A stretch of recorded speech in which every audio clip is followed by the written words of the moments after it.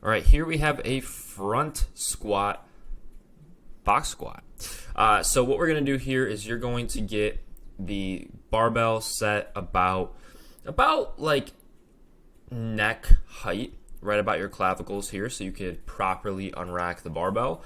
And what you're going to do is you're going to also have a box. Now, I would say probably have the box about knee height, so see how it's kind of right at about my knees. And notice how it's also turned in, so the corner is in between my legs. That way, when I sit back on the box, I can see where I'm sitting back versus having the flat surface behind my butt, and I don't really necessarily know where it is. I'm trying to reach back, and my form gets all messed up. So it's easier when you just have the flat surface, or excuse me, the corner in between your legs. I can see it, and all I have to do is just sit down and perform the squat. So what you're going to do is I like to straighten my arms first, okay? So I like to walk up to the bar, straighten my arms. There's really two ways you could do this.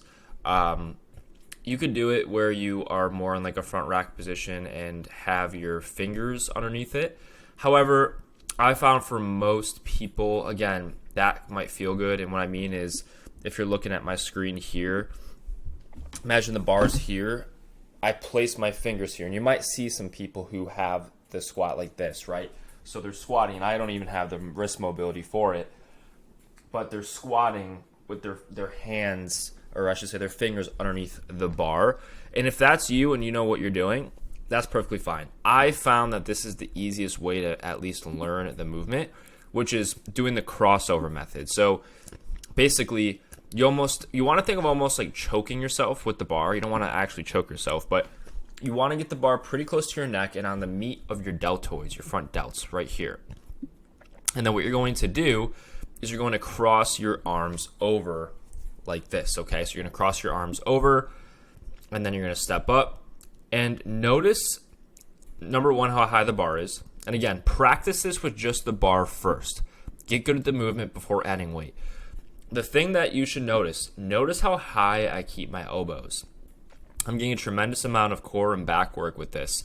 And I don't want to dip my elbows because I don't want the bar to roll forward, right? That wouldn't be good. So I keep my elbows nice and high. Basically, they're in line with my shoulder. And I'm just thinking of sitting down and exploding back up, right? So see how I'm not relaxing at the bottom. So see when I squat down, I'm not relaxing. I'm literally maintaining good form. Right when my butt touches the box, I'm exploding back up. And notice my elbows. They're staying up the whole time. Also, notice my heels. They're not coming up off the ground. I'm keeping my knees over my toes. My feet are staying on the ground.